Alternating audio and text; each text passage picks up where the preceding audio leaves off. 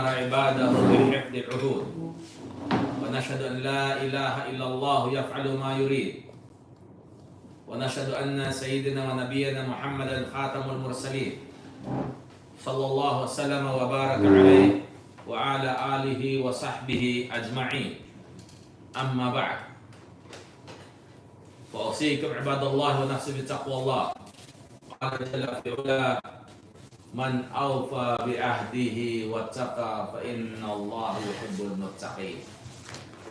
Okay, mga kapatid, ito para sa benefit ng mga brother kanina na hindi nakapunta doon sa masjid na khutbah in English. At ibibigay ko lang yung first khutbah kasi in general, yung second khutbah kasi ay tungkol sa Imarat. Tungkol sa pag-sign ni Sheikh Zayed at ng iba pang mga rulers ng Imarat ng covenant na pinag-isa na ang lahat ng 7 Emirates. Hindi pa, yung 6 Emirates na nagkasundo na sila na magkaisa. Yung tawag doon ay Covenant of the Union. So second khutbah yun. So para yun sa kanila. So yan ko lang yung first khutbah kasi general na message nito. At magdadagdag na rin na ako ng information para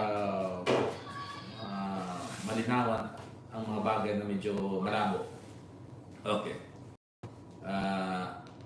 Dito nga ay sinabi ko sa Quran, man awfa bi ahdihi wattaqa fa inna Allaha yuhibbul muttaqin. Kung sino man ang tumupad sa kanyang kasunduan at siya ay may takot kay Allah, katotohanan ay minamahal ni Allah ang mga taong matutuwid, ang mga may takot sa kanya. So dito sa verse na ito, mga kapatid, ay pinalalahanan tayo ng Allah subhanahu wa ta'ala tungkol sa pagtupad sa mga kasunduan nating ginawa sa ating kapwa, mga pangako nating binitawan, na yun ay pinanghawakan ng ating kausap. Okay? So kailangan na atin ito tuparin dahil ito ay isang makalangit na kautusan, isang banal na utos ni Allah subhanahu wa ta'ala na tinatawag na pagtupad sa pangako, pagtupad sa kasunduan. Kaya ang sino man ang isabuhay ito, ibig sabihin ay tutuparin niya anumang pangako o kanyang kasunduan, kanyang binitawan, kanino man, ay magkakaroon siya ng karangalan. Okay? Igagalang siya ng mga tao at siya ay gigantimpalaan ni Allah subhanahu wa ta'ala dahil sa kanyang pagtupad.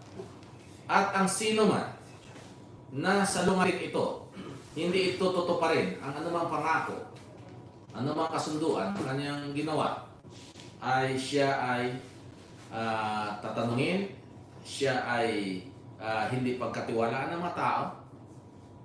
Yeah? Dahil sabihin sa'yo, sinungaling ka. Tandaan natin, sabi ng Allah sa Quran, wa awfu bil ahdi innal ahda kana mas'ula. At tuparin ninyo ang inyong mga kasunduan dahil katotohanan, ang anumang kasunduan ay itatanong sa inyo.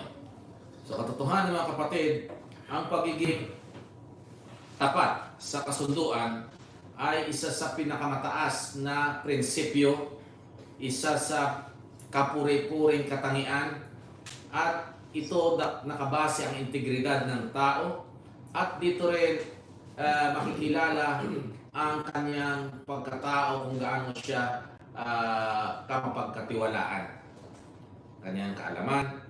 Sabi ng Allah sa Quran, sa mga tao may ganito na tumutupad sa kasunduan, sabi ng Allah, innama yatadhakkaru ulul albab alladhina yufuna bi ahdillahi wa la yanquduna al-mithaq.